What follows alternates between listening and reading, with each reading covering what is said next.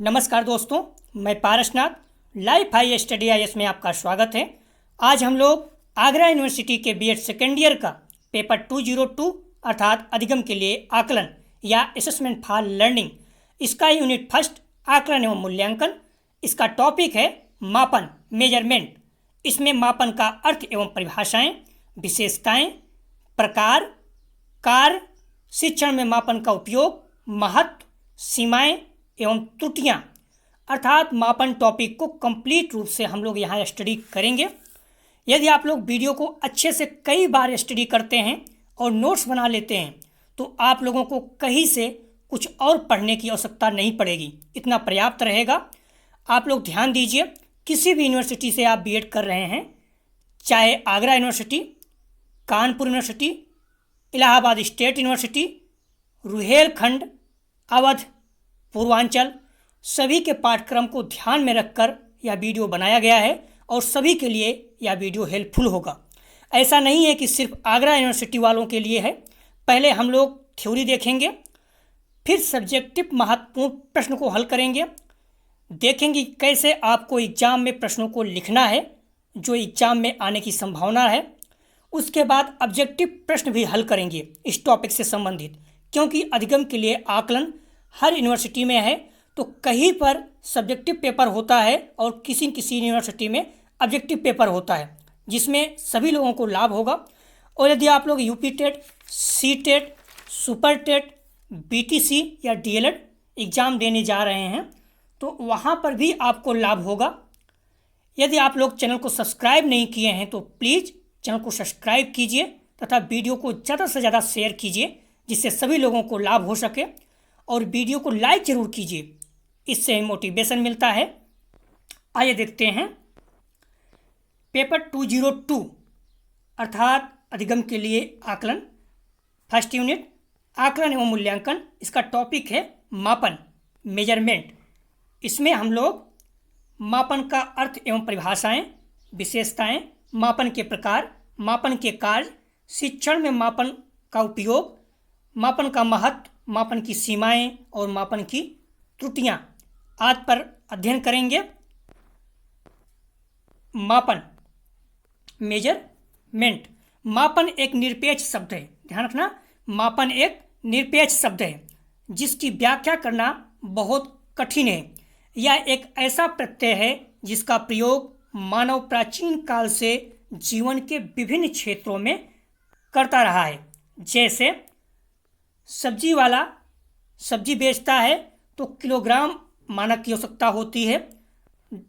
Doctor शरीर का तापमान नापता है तो थर्मामीटर मानक की आवश्यकता होती है। आइए देखते हैं मापन का अर्थ एवं परिभाषाएं। मापन की संपूर्ण क्रिया में, ध्यान रखना, मापन की संपूर्ण क्रिया में तथ्यों को उचित इकाई में प्रकट किया जाता है। आप लोग ध्यान रखना, कहीं कहीं देखेंगे सिंगल इन्वर्टेड कामा, कभी कहीं दिखेंगे डबल इन्वर्टेड कामा के अंदर कुछ चीज़ें बंद रहती हैं। जो वैज्ञानिकों के कथन है सेम टू सेम, उसमें कोई भी अंतर नहीं करना है, उसे डबल इन्वर्टेड कामा के अंदर बंद करते हैं। लेकिन यदि आपको याद नहीं है, कोई बात कहनी है, महत्वपूर्ण है, तो उसे सिंगल इन्वर्टेड कामा के अंदर रख सकते हैं।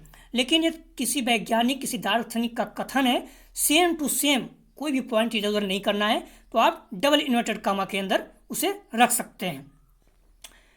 मापन के द्वारा छात्रों की सफलताओं का सही अनुमान लगाने का प्रयत्न किया जाता है। इसमें छात्रों की शारीरिक, मानसिक, सामाजिक तथा नैतिक गुणों का परीक्षण भी किया जाता है। मापन के द्वारा किसी वस्तु, घटना आदि को किसी नियम के अनुसार आंकिक स्वरूप के रूप में अभिव्यक्त किया जाता है। विभिन्न विद्वानों ने मापन को निम्न प्रकार परिभाषित किया है। पहले आप अर्थ देखेंगे, उसके बाद जो विद्वानों द्वारा दिया गया कुछ परिभाषाएं हैं उसको देखेंगे। जैसे पहला, एस स्टीवेंस के अनुसार ये कथन ऑब्जेक्टिव था तब भी पेपर में आता है, और सब्जेक्टिव रहेगा तो भी आपको प्रश्न लिखते समय 2-3 कम से कम वैज्ञानिकों के कथन को लिखना होगा, तो आपको याद होना चाहिए। अगर 1-2 रहेगा तब भी चलेगा, लेकिन 3 कम से कम 3-4 हो जाए तो अच्छा है। एस स्टीवेंस के अनुसार मापन किन्हीं निश्चित स्वीकृत नियमों के अनुसार वस्तुओं को अंक प्रदान करने की प्रक्रिया है। स्टीवेंस क्या कह रहे हैं कि मापन किन्हीं निश्चित स्वीकृत नियमों के अनुसार वस्तुओं को अंक प्रदान करने की प्रक्रिया है। और टाइलर के अनुसार मापन किसी नियम के अनुसार आवंटन करने की प्रक्रिया है।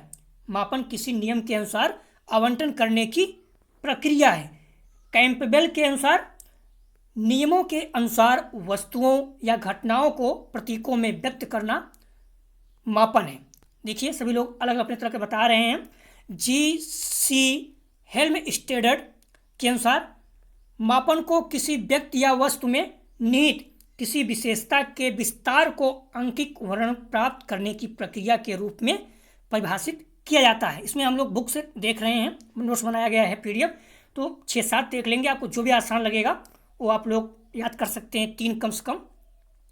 ब्रेडफील्ड तथा मोरडॉक के अनुसार मापन की प्रक्रिया में किसी घटना या तथ्य के विभिन्न आयामों के लिए प्रतीत निश्चित किए जाते हैं ताकि उस घटना या तथ्य के बारे में यथार्थ निश्चित किया जा सके। J.C. ननले के अनुसार वस्तुओं के लिए संख्या देने के नियमों को मापन कहते हैं। ध्यान रखना, वस्तुओं के लिए संख्या देने के नियमों को मापन कहते हैं, जिसके द्वारा वस्तुओं की विशेषताओं का परिणाम निर्धारित होता है।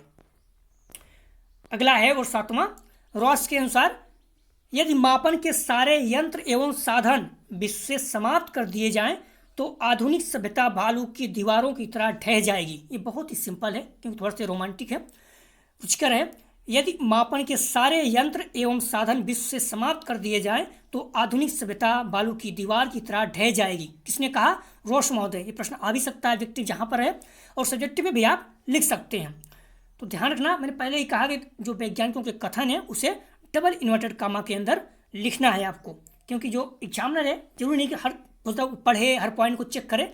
जो कथन रहता है, ढेर सारी चीज़ें आप अंडरलाइन करते हो या डबल इन्वर्टेड कामा के अंदर बंद करते हो, उसे वो पढ़ता जरूर है। तो वहीं से वो डिसाइड करता है कि आपकी थिंकिंग, आप कितना अच्छा लिखे होंगे, तो उसी से निर्णय का डिसीजन लेता है कि कितना देना है।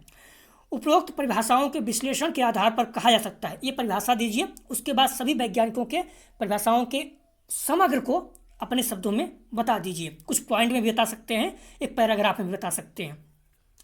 तो उपरोक्त परिभाषाओं के विश्लेषण के आधार पर कहा जा सकता है, इसमें पहला, मापन की प्रक्रिया के अंतर्गत वस्तुओं या घटनाओं या तथ्यों को नियमानुसार अंक प्रदान किए जाते हैं।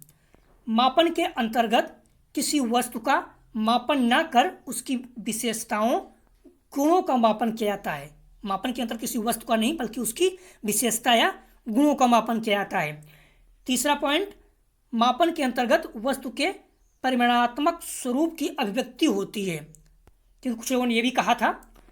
तो ये कुछ पॉइंट हो गए थे। और अगला जो पॉइंट है, मापन की विशेषताएं। ध्यान रखना, कुछ ये बहुत ही महत्वपूर्ण पॉइंट है, आपको लिखना ही है। और ऑब्जेक्टिव सब्जेक्टिव दोनों में महत्वपूर्ण है। ऑब्जेक्टिव पूछता है प्रश्न, वहाँ भी पूछता है कि निम्नलिखित कौन सी मापन की विशेषताएं हैं, तो आपको याद होना चाहिए। मापन में निम्नलिखित विशेषताएं पाई जाती हैं, जैसे मापन मूल्यांकन करने में सहायक होता है। ध्यान रखना, मापन मूल्यांकन से पहले होता है। इस पॉइंट को ध्यान रखना, ये री एग्जाम 2020-21 में आ चुका है। मापन मूल्यांकन से पहले होता है।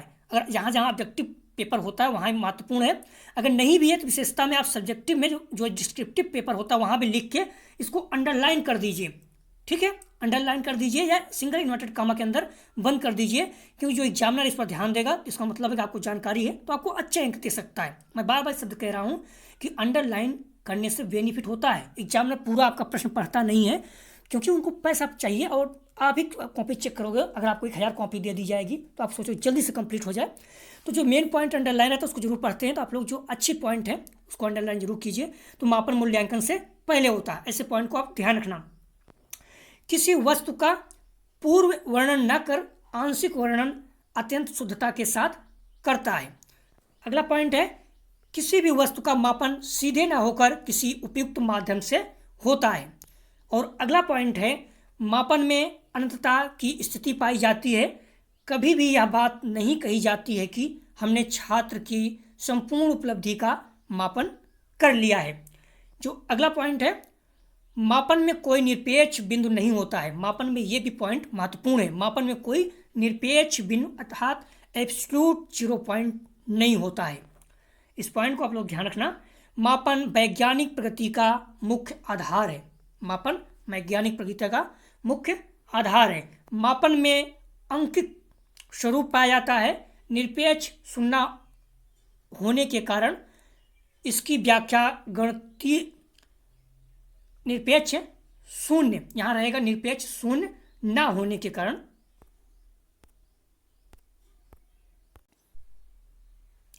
तो निरपेक्ष शून्य बिंदु ना होने के कारण इसकी व्याख्या गणितीय आधार पर नहीं की जा सकती। इस पॉइंट को भी आप लोग ध्यान रखना। मापन मूल्यांकन की अपेक्षा कम खर्चीला होता है। मापन कभी कंपेयर भी किया जाता है तो मापन मूल्यांकन की अपेक्षा कम खर्चीला होता है, अर्थात मूल्यांकन ज़्यादा खर्चीला होता है। इस पॉइंट को भी आप लोग ध्यान रखना। और अगला पॉइंट है मापन के प्रकार। मापन के मुख्यतः 3 भेद होते हैं, या ऑब्जेक्टिव सब्जेक्टिव कहीं भी महत्वपूर्ण है। ऑब्जेक्टिव रहेगा तब भी पूछा जाता है, और सब्जेक्टिव है तो आपको लिखना है तो अच्छा रहेगा। इसमें कौन कौन से है? पहला, मानसिक या सामान्यीकृत मापन। इसमें व्यक्ति के मानसिक गुणों, आदतों, मनोवृत्ति का मापन किया जाता है। आप लोग पॉइंट से ही ध्यान रखना। मानसिक या सामान्यीकृत मापन, तो इसमें व्यक्ति के मानसिक गुणों, आदतों या मनोवृत्ति का मापन किया जाता है। इसमें परम शून्य अर्थात एब्सोल्यूट 0 नहीं होता। इस पॉइंट को ध्यान रखना, बार बार आ रहा है कि मापन में जो परम शून्य बिंदु होता है ये नहीं होता है। इसकी व्याख्या में सांख्यिकी गणनाओं जैसे केंद्र प्रवृत्ति तथा विचलन की सहायता से ली जाती है। इसमें प्रायः अंतराल स्तर का प्रयोग किया जाता है। इसकी प्रकृति परोक्ष, इसे अप्रत्यक्ष रूप से कहते हैं, होती है। जैसे यदि हम कहें कि मोहन को गणित में 30 अंक प्राप्त हुए हैं तो हमें इसके द्वारा किसी वास्तविक तथ्य की सूचना नहीं मिलती है। इस पॉइंट को आप लोग ध्यान रखना। मोहन को गणित में 30 अंक प्राप्त हुए हैं, किसमें आता है? प्रश्न पूछा गया है, एग्जाम में भी पूछा गया था, जो एग्जाम 20-21 हुआ था। तो मोहन को गणित में 30 अंक प्राप्त हुआ है, ये क्या है? मापन। लेकिन यदि मोहन गणित में प्रथम स्थान प्राप्त हुआ है, ये क्या हो जाएगा? मूल्यांकन, क्योंकि उसकी वैल्यू बढ़ गई। क्लास में प्रथम स्थान आया है, ये प्रथम स्थान प्राप्त हुआ है तो उसको क्या कहेंगे? मूल्यांकन। लेकिन यदि मोहन गणित में 30 अंक प्राप्त किया है तो ये क्या है? मापन। आप लोग कंफ्यूज नहीं होना, इस तरह के प्रश्न ऑब्जेक्टिव में भी पूछे जाते हैं तो आगे भी पूछा जा सकता है। अगला पॉइंट है इसमें मापन के प्रकार में भौतिक या निरपेक्ष मापन। इसमें ऐसी वस्तुओं का मापन किया जाता है जो वातावरण में भौतिक रूप से उपस्थित होता है। भौतिक वस्तु किसे कहते हैं आपको पता ही होगा। इसमें परम शून्य की स्थिति विद्यमान होती है, अर्थात इसके पैमाने प्रारंभिक बिंदु से प्रारंभ होता है। परम शून्य की मतलब होता है प्रारंभिक बिंदु शून्य से प्रारंभ किया जाता है तथा पूरे मापन के समय में एक समान स्थिरता बनी रहती है। इसमें विभिन्न प्रकार के भौतिक गुणों का अध्ययन किया जाता है। भौतिक गुणों से जैसे लंबाई हो गई, दूरी हो गई, ऊंचाई आदि। इसमें मापन की प्रकृति निरपेक्ष होती है। इस तरह के मापन में पर शुद्धता अधिक होती है, अर्थात शुद्धता अधिक होती है, वह इसकी प्रकृति प्रत्यक्ष होती है। इसमें किसी वस्तु का पूर्णतः मापन संभव है। इस तरह के मापन में अनुपातिक स्तर का प्रयोग किया जाता है। अगला प्रकार है इप्सेटिव मापन। इस शब्द का प्रयोग परीक्षण के क्षेत्र में सर्वप्रथम रेमंड, ध्यान रखना ये महत्वपूर्ण पॉइंट है, रेमंड कैटल ने किया था। तो ये प्रश्न पूछा जाता है कि इंसेप्टिव मापन का प्रयोग किसने किया था? तो रेमंड कैटल ने किया था। इस पॉइंट को ध्यान रखना, आप लोग जरूर लिखना, चाहे सब्जेक्टिव हो या ऑब्जेक्टिव हो। ऑब्जेक्टिव पूछा जा सकता है, सब्जेक्टिव हो तो वहाँ लिख कर अंडरलाइन जरूर करना इस तरह से, जिससे एग्जामिनर को पता चल सके इस शब्द का प्रयोग परीक्षण के क्षेत्र में सर्वप्रथम रेमंड कैटल ने किया था। इस तरह से आप ब्लैक से अंडरलाइन कर दीजिए तो आपको ज़्यादा नंबर मिलने की संभावना बढ़ जाएगी। इसमें कई बार व्यक्ति को बाध्य, ध्यान रखना, बाध्य चयन करना पड़ता है। ये भी पूछा जाता है कि बाध्य चयन किस पॉइंट में, किसके प्रकार हैं? तो इंसेंटिव मापन के। इसे ही कैटल महोदय ने इप्सेटिव मापन की संज्ञा दी। इस तरह के मापन में व्यक्ति के समक्ष कुछ कथन या समस्याएं दी जाती है। वह व्यक्ति को उस व्यक्ति को कुछ कथन या समस्याएं दी जाती हैं। वह व्यक्ति को उसको वरीयता क्रम जैसे 1, 2, 3, 4, 5 प्रदान करने होते हैं। यदि वह किसी एक कथन को एक वरीयता क्रम दे देता है तो वह अन्य को क्रम नहीं प्रदान कर सकते। इसे ही बाध्य चयन प्रश्न कहा जाता है तथा इसके द्वारा मापन को इप्सेटिव मापन कहा जाता है। अगला पॉइंट है मापन के कार्य। ध्यान रखना, ये भी महत्वपूर्ण पॉइंट है, आपको याद होना चाहिए, क्योंकि अगर आप सब्जेक्टिव प्रश्न लिखते हो तो भी वहाँ पर मापन के कार्य लिखना ही होगा। पहला पॉइंट है भविष्यवाणी करना। जो पॉइंट है महत्वपूर्ण है, ध्यान रखना, ये ऑब्जेक्टिव में पूछा जाता है। तो मापन के कार्य भविष्यवाणी करना, इसमें व्यक्ति या बालक की वर्तमान क्षमताओं के आधार पर भावी विकास की भविष्यवाणी की जाती है। जैसे कोई बच्चा पढ़ने में बहुत अच्छा है, कुछ लोग देखो अक्सर बोलते हैं कि आप आईएएस बनोगे, साइंटिस्ट बनोगे, इंजीनियर बनोगे, बहुत ही टैलेंट हो, तो उसके वर्तमान की क्षमताओं के आधार पर भविष्यवाणी की जाती है। तो मापन में क्या है, पहला पॉइंट भविष्यवाणी करना, और दूसरा पॉइंट है तुलना। कभी कभी देखो तुलना करते हैं कि आप ये पढ़ने में ज़्यादा अच्छा है, इसकी क्षमता ज़्यादा अच्छा है। आविष्कार करना, सलाह देना, निदान अर्थात टू डायग्नोस, निदान करना, ये सारे पॉइंट हैं जो मापन के हैं। अगला पॉइंट है शिक्षण में मापन का उपयोग। अभी हम लोग मापन के कार्य देखे, लेकिन अब देखेंगे मापन, शिक्षण में मापन का उपयोग क्या है। शिक्षण में मापन का उपयोग निम्नलिखित क्षेत्रों में किया जाता है, जैसे प्रवेश हेतु, वर्गीकरण हेतु, तुलना हेतु, भविष्यवाणी हेतु, निदान हेतु, अनुसंधान हेतु और मापन। अगला पॉइंट है मापन का महत्व। मापन शिक्षण प्रक्रिया की अत्यंत महत्वपूर्ण एवं सतत चलने वाली प्रक्रिया है। मापन का शिक्षा के क्षेत्र में निम्नलिखित महत्व है। पहला, मापन छात्रों को अध्ययन हेतु एवं शिक्षकों को शिक्षण हेतु प्रोत्साहित करता है। मापन का पहला कार्य क्या है, मापन छात्रों को अध्ययन हेतु एवं शिक्षकों को, जो अध्यापक हैं उनको शिक्षण हेतु मोटिवेट करता है, प्रोत्साहित करता है। मापन के आधार पर पाठ्यक्रम, शिक्षण विधियाँ आदि में आवश्यक सुधार किया जा सकता है। मापन के द्वारा छात्रों की बुद्धि, क्षमताओं, योग्यताओं, दृष्टिकोणों, कुशलताओं, रुचियों आज की जांच की जा सकती है। मापन के द्वारा छात्रों की बुद्धि, क्षमताओं, योग्यताओं, दृष्टिकोणों, कुशलताओं, रुचियों आदि की जांच की जा सकती है। मापन द्वारा छात्रों को आत्म मूल्यांकन का अवसर प्राप्त होता है।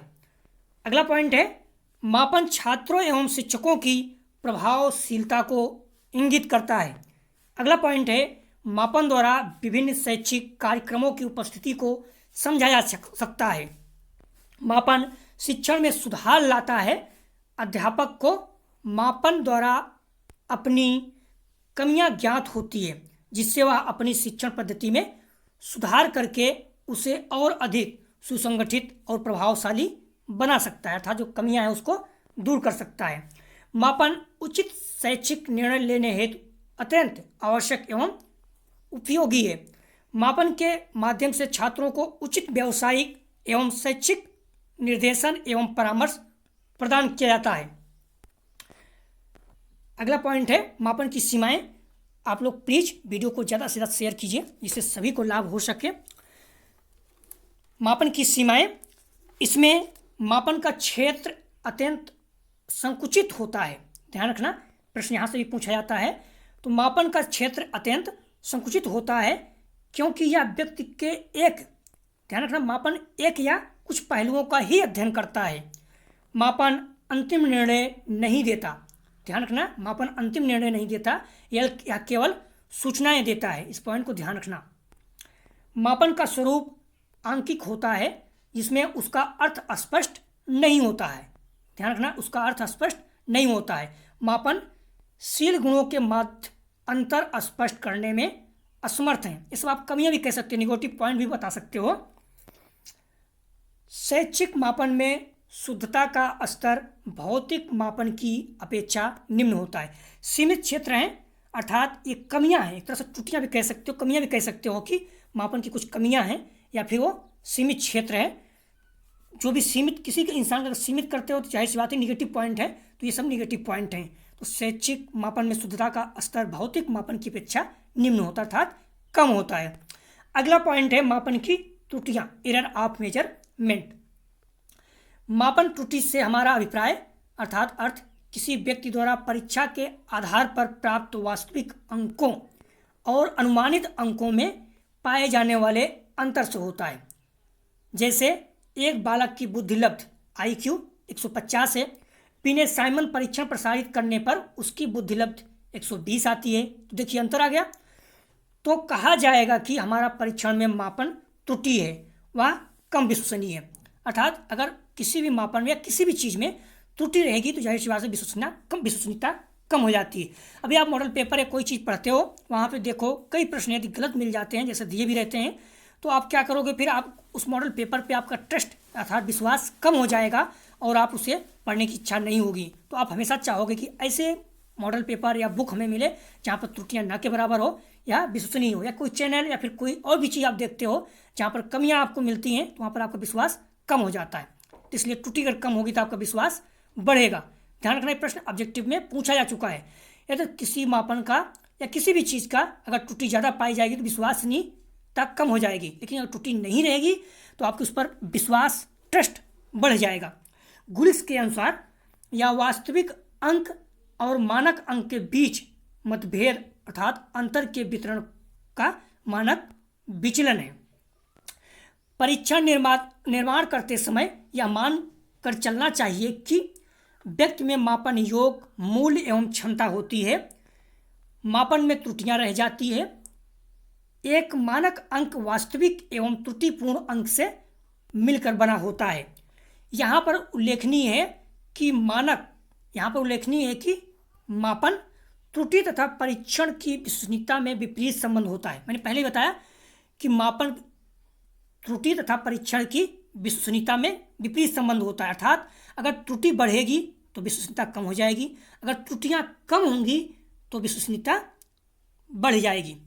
अर्थात मापन त्रुटि जितना कम होती है परीक्षण की विश्वसनीयता उतनी उच्च समझी जाती है, अर्थात अधिक हो जाती है। जितना कम त्रुटि पाई जाएगी मॉडल पेपर या किसी जगह पे, उतना ज़्यादा आपका विश्वास बढ़ जाएगा। तो इसी मापन त्रुटि के आधार पर परीक्षण की विश्वसनीयता का मूल्यांकन किया जाता है। अब हम लोग एक प्रश्न देखेंगे वस्तुनिष्ठ अर्थात डिस्क्रिप्टिव, जो आपके एग्जाम में आने की संभावना है और महत्वपूर्ण प्रश्न को रखा गया है। यह प्रश्न सेम टू सेम आपके एग्जाम में पूछा जा सकता है। तो आइए देखते हैं प्रश्न को। पहले वस्तुनिष्ठ देख रहे हैं, उसके बाद सब्जेक्टिव देखेंगे, उसके बाद ऑब्जेक्टिव प्रश्न भी देखेंगे। आप लोग वीडियो को पूरा देखिएगा। प्रश्न है, मापन से आप क्या समझते हैं? मापन से आप क्या समझते हैं? आप लोग प्रश्न को पढ़ते समय ध्यान रखिए कि प्रश्न में कितना भाग है। जितने ज़्यादा भाग हैं उतना आसान रहता है, खुद ही अलग कर दिया जाता है। तो मापन से आप क्या समझते हैं? मापन की विशेषताएं, महत्व एवं मापन में होने वाली त्रुटियों का उल्लेख कीजिए। तो ध्यान रखना, मापन में प्रश्न अगर इस तरह से पूछा जाता है, आप लिख रहे हैं उत्तर, तो क्या करेंगे? तो पहले अपने दिमाग में, हालांकि ये ऐसे में भी किया जा सकता है, प्रश्नों में भी, तो यहाँ पर आपको नहीं करना है कि आप दिमाग में बैठा लीजिए। समझाने के लिए बता रहे हैं कि मापन में मुख्य रूप से 3 भाग होता है। प्रश्न में मुख्य रूप से 3 भाग होता है। जैसे पहला क्या होगा? परिचय। ध्यान रखना, पहला पॉइंट क्या होता है? परिचय। और दूसरा क्या होता है? मुख्य भाग। और तीसरा होता है निष्कर्ष, जिसको कंक्लूजन भी कहते हैं। तो प्रश्नों के कितने भाग होते हैं? 3 भाग। पहला इंट्रोडक्शन परिचय, दूसरा मेन बॉडी अर्थात मुख्य भाग, तीसरा होता है कंक्लूजन, जिसे उपसंहार बोलते हैं। तो परिचय में क्या होगा? परिभाषाएं बताइए, आप अर्थ बताइए। और मुख्य भाग में आप बता सकते हैं मापन विशेषता, महत्व, मापन में होने वाली त्रुटियां, ये सारी चीज़ें आप मेन बॉडी अर्थात मुख्य भाग में बता सकते हैं। और कंक्लूजन जो है उसमें आप निष्कर्ष दे सकते हैं। तो हर जगह निष्कर्ष नहीं दे सकते हो, कहीं नहीं देने की जरूरत है, लेकिन जहाँ देना हो तो वहाँ पर आप निष्कर्ष भी बता सकते हैं। तो इस प्रश्न में आप ध्यान रखिए, जो पहला चीज़ होगा इंट्रोडक्शन परिचय में, उसमें मापन से आप क्या समझते हैं इसके बारे में बताइए। और जो मेन बॉडी मुख्य भाग है उसमें मापन की विशेषता बताइए, महत्व बताइए, मापन होने वाली त्रुटियाँ बताइए। और निष्कर्ष में बता सकते हैं तो ठीक है, नहीं तो कोई दिक्कत नहीं है। तो ये भी ध्यान रखेंगे आप लोग, प्रश्न कैसे पूछा गया। अगर 10 अंक का है तो आपको 150-200 शब्द लिखना है, क्योंकि ज़्यादा अगर लिखेंगे तो आपके समय भी हो सकता है ना मिल पाएगा। समय तो आप ज़्यादा लिख सकते हैं, लेकिन 10 अंक का मतलब है 150 शब्द लगभग। तो एक पेज में लगभग 150 शब्द आ जाता है। आप एक लाइन में लगभग 8 से 10 शब्द लिखे जाते हैं, तो गिनने की जरूरत नहीं है। अगर आप 1.5 पेज लिखते हैं तो 200 शब्द लगभग हो जाता है। अगर कुछ लोग तो एक पेज में भी 200 शब्द लिख देते हैं। तो अपने अनुसार देख लीजिएगा। अगर 10 अंक का है तो फिर लगभग 10-15 2 लाइन का आप अर्थ बता दीजिए। उसके बाद 70-80 मतलब मैक्सिमम कोशिश कीजिए 70 से 80%, अर्थात 100 शब्द लगभग जो है 20-25 शब्द या 50 शब्द आप देख लीजिए अपने अनुसार, 50 शब्द लगभग आप लिख दीजिए परिचय में, और 100 शब्द लगभग नहीं तो 30 शब्द लगभग 30 शब्द के लगभग लिखिए आप परिचय, जैसे इंट्रोडक्शन या परिभाषा। अगर 10 अंक का है तो, और मेन बॉडी जो है उसमें 80-90 शब्द या 100 शब्द लिख दीजिए। फिर एक लाइन में आप निष्कर्ष बता सकते हैं। तो अपने अनुसार देख लीजिए। ये देखते हैं हम लोग प्रश्नों को कैसे लिखा जाता है। नॉर्मल कोशिश करेंगे, ये एक प्रश्न बनाया गया है, आंसर लिखा गया है, जो इन्हीं आपको यही लिखना है। आप अपनी भाषा में, सब्जेक्टिव का मतलब ही होता है सबके आंसर अलग अलग, विचार अलग अलग होते हैं, तो आप कैसे भी लिख सकते हैं। आइए देखते हैं इसका उत्तर। पहले मापन का अर्थ और परिभाषा बताएंगे। मापन एक निरपेक्ष शब्द है जिसकी व्याख्या करना बहुत कठिन है। यह एक ऐसा प्रत्यय है जिसका प्रयोग मानव प्राचीन काल से जीवन के विभिन्न क्षेत्रों में करता आ रहा है। मानव द्वारा छात्रों की सफलताओं को सही अनुमान लगाने का प्रयास किया जाता है। ध्यान रखना, इसमें विद्यार्थी के शारीरिक, मानसिक, नैतिक तथा सामाजिक गुणों का परीक्षण किया जाता है। तो इसमें आप लोग क्या करोगे, इस पॉइंट को, इसमें विद्यार्थियों के शारीरिक, मानसिक, नैतिक तथा सामाजिक गुणों का परीक्षण किया जाता है। इसको अंडरलाइन कर दीजिए आप, क्योंकि एग्जामिनर पहले बता चुका हूँ, कॉपी चेक करते समय पूरा चेक नहीं करता है। तो आप क्या करोगे, अंडरलाइन किए रहोगे तो उसे वो जरूर पढ़ेगा। तो इसमें विद्यार्थियों के शारीरिक, मानसिक, नैतिक, सामाजिक गुणों का परीक्षण किया जाता है भी शामिल है। मापन के संदर्भ में यह भी कहा जा सकता है कि यह एक ऐसा पद है जिसका आशय यहाँ किसी रहेगा, किसी वस्तु, घटना आदि को नियम के अनुसार आंकिक आंकिक के अनुसार, किसी नियम के अनुसार आंकिक स्वरूप के रूप में अभिव्यक्त किया जाता है। तो ध्यान रखना, मापन के संदर्भ में यह भी कहा जा सकता है कि यह एक ऐसा पद है जिसका आशय किसी वस्तु, घटना आदि को किसी नियम के अनुसार आंकिक स्वरूप में अभिव्यक्त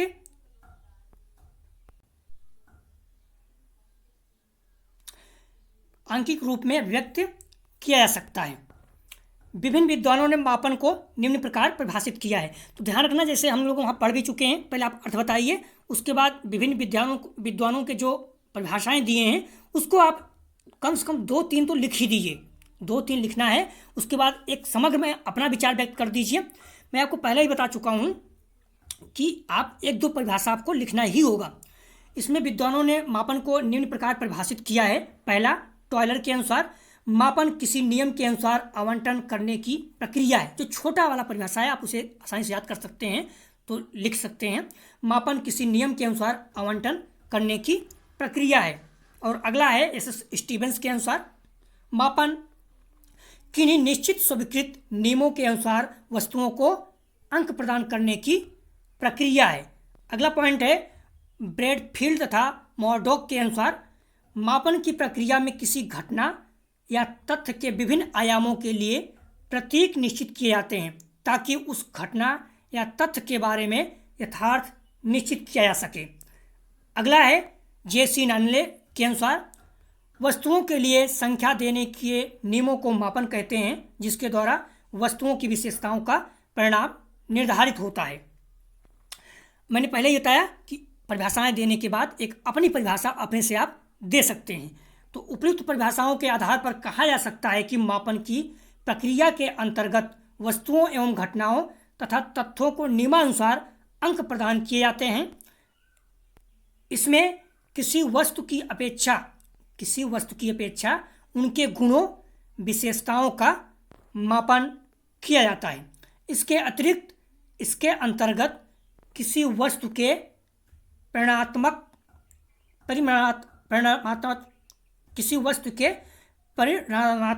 स्वरूप को भी अभिव्यक्त किया जाता है। इसके अतिरिक्त इसके अंतर्गत किसी वस्तु के परिमाणात्मक स्वरूप को भी अभिव्यक्त होती है। मापन की विशेषताएं आप लोग ध्यान रखना, पॉइंट में लिखना ज़्यादा अच्छा रहता है, क्योंकि एग्जामिनर क्या है, अगर पॉइंट में लिखते हो तो कुछ पॉइंट तो पढ़ेगा ही, तो पॉइंट में लिखना ज़्यादा अच्छा रहता है। या फिर पैराग्राफ में अगर आप लिखते हैं तो छोटा छोटा पैराग्राफ में लिखिए, ज़्यादा बड़ा मत कीजिए, क्योंकि बोरिंग से लगता है फिर वो। बल्कि अगर ज़्यादा लिखना है तो कई पैराग्राफ कर दीजिए, लेकिन ये बहुत बड़ा एक ही पैराग्राफ में लिखेंगे तो पढ़ेगा नहीं। तो इसलिए मैं कहता हूँ अंडरलाइन फिर वहाँ पर ज़्यादा काम देता है। तो आप पॉइंट में लिखें तो ज़्यादा अच्छा रहेगा। जब विशेषताएँ हैं, मापन की विशेषताएँ हैं, तो यहाँ क्या करिए, पॉइंट, इस तरह के पॉइंट जरूर लिखिए। तो मापन मूल्यांकन की अपेक्षा कम खर्चीला होता है। मापन किसी भी वस्तु का मापन प्रत्यक्षता न होकर उपयुक्त माध्यम के द्वारा होता है। इसमें निरपेक्ष बिंदु न होने के कारण इसकी व्याख्या गणितीय आधार पर नहीं की जा सकती है। मापन वैज्ञानिक प्रगति का मुख्य आधार है। मापन में आंकिक स्वरूप पाया जाता है।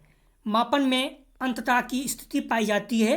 यह पूर्ण रूप से नहीं कहा जा सकता है कि हमने छात्र के संपूर्ण उपलब्धि का मापन कर लिया है।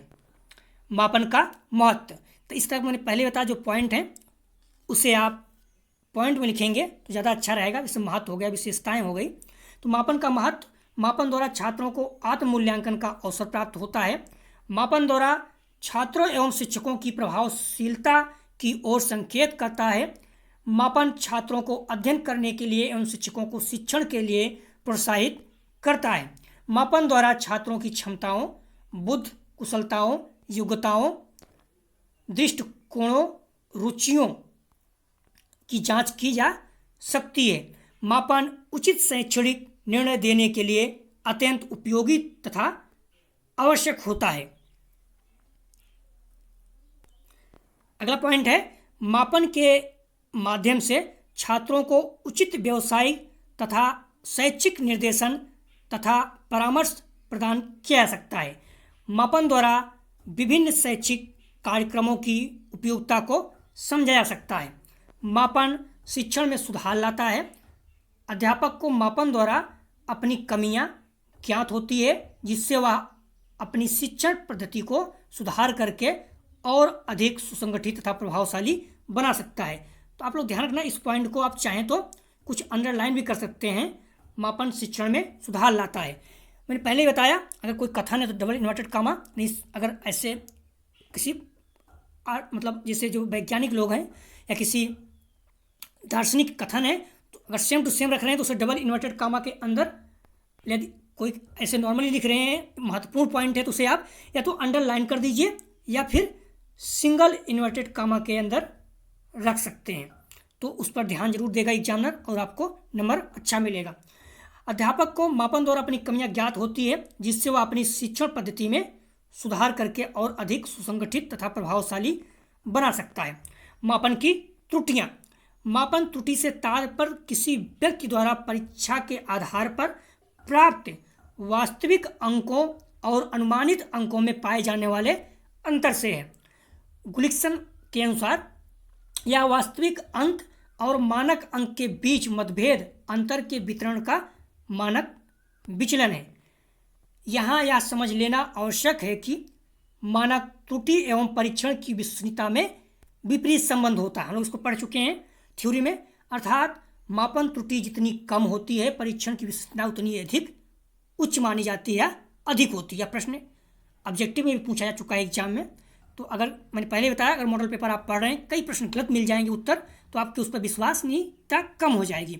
तो जितना ज़्यादा त्रुटि होगी उतनी विश्वसनीयता कम होगी, और अगर त्रुटि कम होगी तो विश्वसनीयता ज़्यादा होगी। इसी मापन त्रुटि के आधार पर परीक्षण की विश्वसनीयता का मूल्यांकन किया जाता है।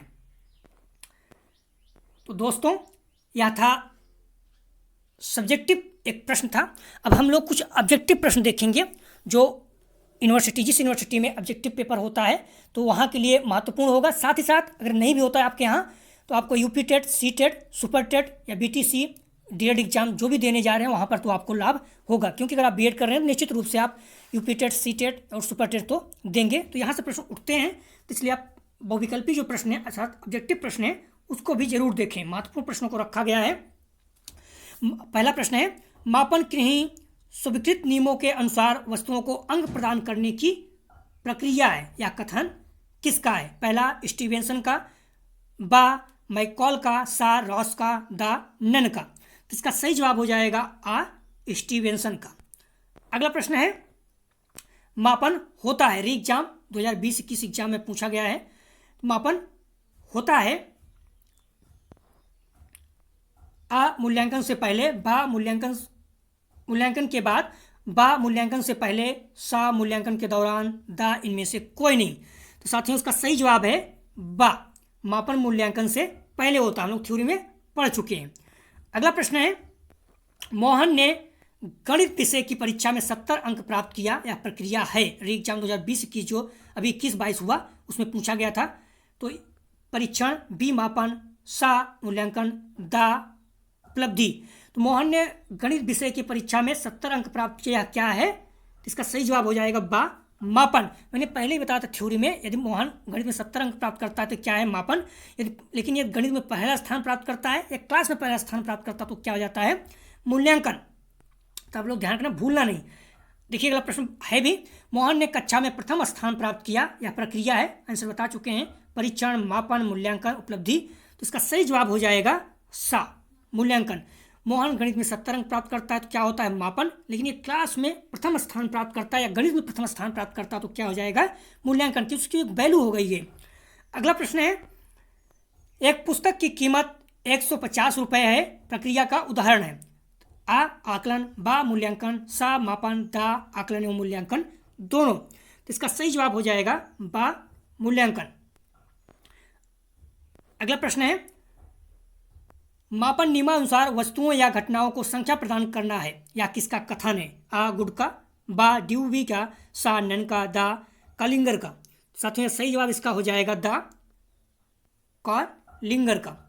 अगला प्रश्न है, मापन के कार्य हैं, आ भविष्यवाणी करना, बा सलाह देना, सा आविष्कार करना, दा ये सभी। तो इसका सही जवाब हो जाएगा दा ये सभी। अगला प्रश्न है, मापन की भूमिका है। आ बीएड 2018 में आ चुका है। आ वस्तुओं को संख्या प्रदान करना, बा घटना को संख्या प्रदान करना, सा नियमानुसार संख्या प्रदान करना, दा ये सभी। इसका सही जवाब हो जाएगा दा ये सभी। अगला प्रश्न है, मापन के अंतर्गत छात्रों के मात्र एक पहलू को मापा जाता है, इसलिए इसमें ए आ कम समय लगता है, बा अधिक धन व्यय होता है, घा ज़्यादा समय लगता है, दा इनमें से कोई नहीं। तो इसका सही जवाब हो जाएगा आ कम समय लगता है। अगला प्रश्न है, यदि मापन के सारे यंत्र तथा साधन विश्व से समाप्त कर दिए जाएं तो आधुनिक सभ्यता बालू की तरह ढह जाएगी। इस पर हम लोग चर्चा भी कर चुके हैं क्योंकि बहुत ये रुचिकर है, तो याद होना चाहिए। आ रॉस, बा स्टीवेंसन, सा कैम्बेल, दा नन। तो इसका सही जवाब हो जाएगा आ रॉस का। अगला प्रश्न है, मापन का प्रथम पद है। आ परीक्षण का आंकन, बा परीक्षण का प्रशासन, सा परीक्षण का विकास, दा क्या मापन करना है इसका निर्णय। इसका सही जवाब हो जाएगा दा क्या मापन करना है इसका निर्णय, मापन का प्रथम पद है। अगला प्रश्न है, मापन की विशेषता है। आ अंकित स्वरूप, बा वैज्ञानिक प्रगति का मूल आधार, सा निरपेक्ष शून्य बिंदु का अभाव, दा उपरोक्त सभी। साथियों इसका सही जवाब हो जाएगा दा डी उपरोक्त सभी। अगला प्रश्न है, मापन का प्रकार है। आ मानसिक या सामान्यीकृत मापन, बा भौतिक या निरपेक्ष मापन, सा इप्सेटिव मापन, दा उपरोक्त सभी। इसका सही जवाब हो जाएगा डी उपरोक्त सभी। ये तीनों हैं मापन के प्रकार। मापन 3 प्रकार के हैं। अगला प्रश्न है,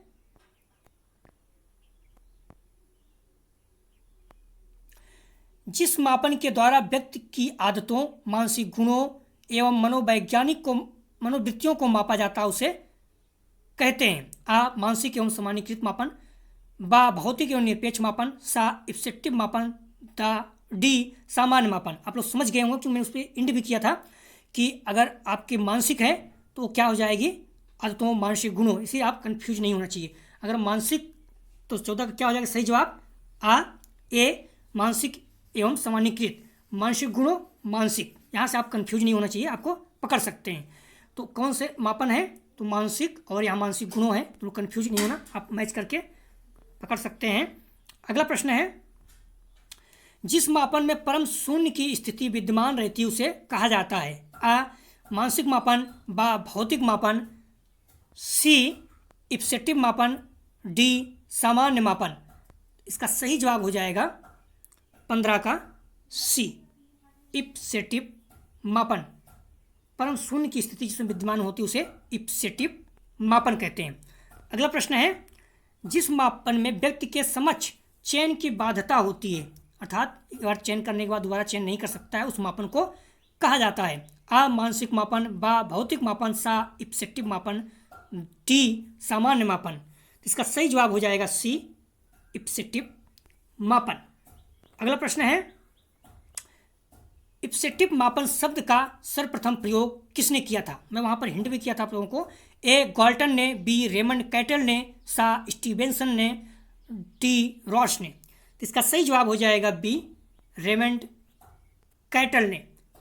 अगला प्रश्न है, शिक्षण में मापन का उपयोग किया जाता है। ए प्रवेश हेतु, बी वर्गीकरण हेतु, सी तुलना हेतु, डी उपरोक्त सभी। तो इसका सही जवाब हो जाएगा डी उपरोक्त सभी। शिक्षण में मापन का उपयोग किया जाता है प्रवेश हेतु, वर्गीकरण हेतु, तुलना हेतु, तीनों। अगला प्रश्न है, मापन का महत्व है। ए शिक्षकों को शिक्षण हेतु प्रोत्साहन में, बी पाठ्यक्रम एवं शिक्षण विधियों में सुधार में, सी छात्रों की योग्यता एवं कुशलताओं की जांच में, डी उपरोक्त सभी। दोस्तों इसका सही जवाब हो जाएगा 19 का डी उपरोक्त सभी। मापन का महत्व तीनों में है।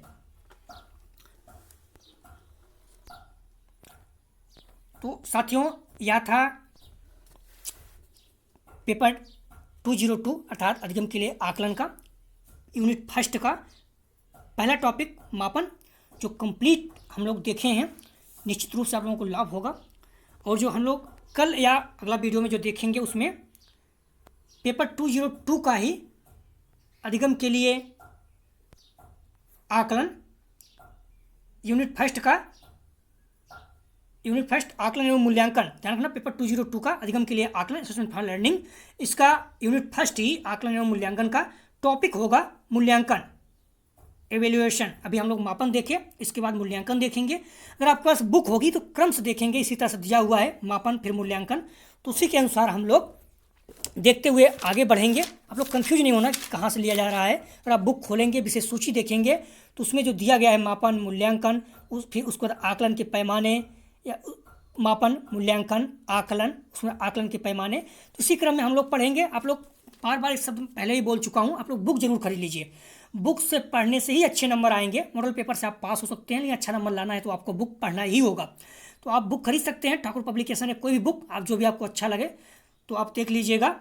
और मूल्यांकन, इसमें मूल्यांकन में हम लोग देखेंगे मूल्यांकन का अर्थ एवं परिभाषाएं, विशेषताएं, मूल्यांकन के क्षेत्र, मूल्यांकन के उद्देश्य एवं कार्य, मूल्यांकन की प्रक्रिया के सोपान, शिक्षण में महत्व एवं सीमाएं आदि, ये सारी चीज़ें हम लोग मूल्यांकन के कल अगली वीडियो में देखेंगे। तो प्लीज़ यदि आप लोग चैनल को सब्सक्राइब नहीं किए हैं तो प्लीज़ चैनल को सब्सक्राइब जरूर कीजिए और वीडियो को जितना ज़्यादा से ज़्यादा हो सके आप लोग शेयर कीजिए और लाइक ज़रूर कीजिए। इससे मोटिवेशन मिलता है, क्योंकि आगरा यूनिवर्सिटी एक सीमित है, यदि व्यू कम आएगा तो डिमोटिवेट होता है। तो आप लोग प्लीज़ ज़्यादा से ज़्यादा शेयर कीजिए अपने जो भी दोस्त यार हैं, जिससे सभी को लाभ भी हो और ज़्यादा से ज़्यादा लोग देखें तो हमें भी मोटिवेशन मिलेगा। तो हम कंटिन्यू आप लोगों के साथ बने रहेंगे। यदि आप लोगों को पीडीएफ चाहिए तो डिस्क्रिप्शन में दिए गए लिंक से जुड़कर टेलीग्राम से पीडीएफ प्राप्त कर सकते हैं, तथा वहाँ पर व्हाट्सएप का भी लिंक दिया गया है। तो आप लोग न्यूज़पेपर तथा जॉब से संबंधित कोई सूचना चाहिए तो व्हाट्सएप ग्रुप से भी आप लोग जुड़ सकते हैं। ध्यान रखना, जो डिस्क्रिप्शन है वहाँ भी लिंक दिया जाता है और जो कमेंट सेक्शन है वहाँ भी लिंक दिया जाता है। तो आप कहीं से भी क्लिक करके जुड़ सकते हैं। और आप लोग यदि कोई और किसी टॉपिक पे आपको वीडियो चाहिए या किसी पेपर का, तो धीरे धीरे हम लोग करेंगे, क्योंकि मैं भी पढ़ाई करता हूँ, तैयारी करता हूँ, तो टाइम थोड़ा कम रहता है, बट धीरे धीरे हम लोग कंप्लीट करते रहेंगे।